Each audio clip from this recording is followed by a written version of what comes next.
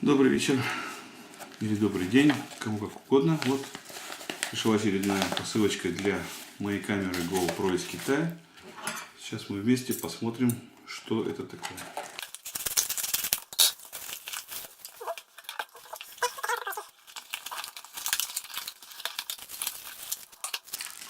Так, это у нас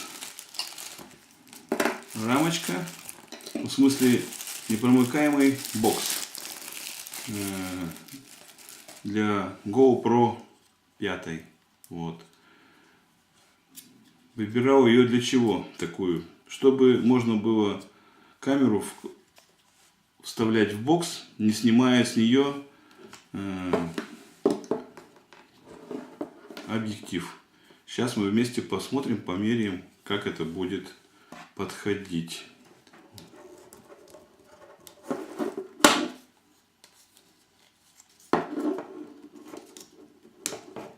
Это родная. Вот, вынимаем. И оп, открылась. Так, уплотнение. И вот. Просто вставляем. Я еще не знаю, как я буду потом вынимать. Но вот она вставилась и захлопнулась. И все, в принципе, хорошо. Единственное, что нужно будет, наверное, предварительно вытереть все стекла. Все равно. Тут вообще, смотрите, в какой вертужок. Вообще однобокий. Такого я еще не встречал. Но китайцы стали как мы, прямо экономить на всем. Так, вот. Вот такой вот аквабокс. Попробуем включить камеру. Так.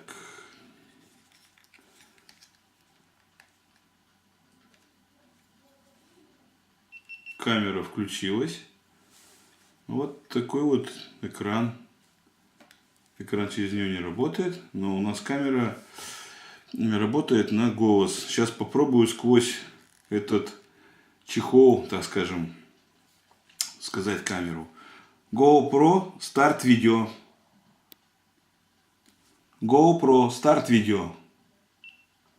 Услышала только, когда я поднес очень близко. Видите, она снимает. Вот. GoPro, стоп видео. Ну, в принципе, крикнуть сработает. Так, боковая кнопка, значит, работает. Проверяем верхнюю кнопку. Запись пошла. Запись остановилась. Сохранение. Ну, как он себя поведет, этот аквабокс, так скажем, в натуре, в природе, будем посмотреть. Так, вроде бы ничего. Но вынимать уже не так легко. Но я этот аквабокс не так часто буду использовать, если честно.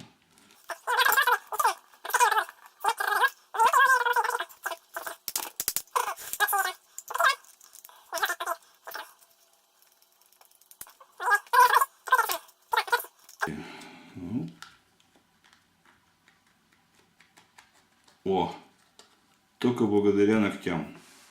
Да, он там встает жестко. Он там встает жестко, но чтобы не было никаких, наверное, вибраций. Ну вот. Такая вот в этот раз вещь. Напоминаю, бокс покупался чисто для того, чтобы опускать камеру под воду. Под водой звук, он сильно не важен. А вот сохранность камеры, причем за такие деньги, естественно, превыше всего. Так что вот ждем следующих посылок. А это у нас как бы защитные стекла как на объектив, так и на монитор камеры. Можно так уже его называть.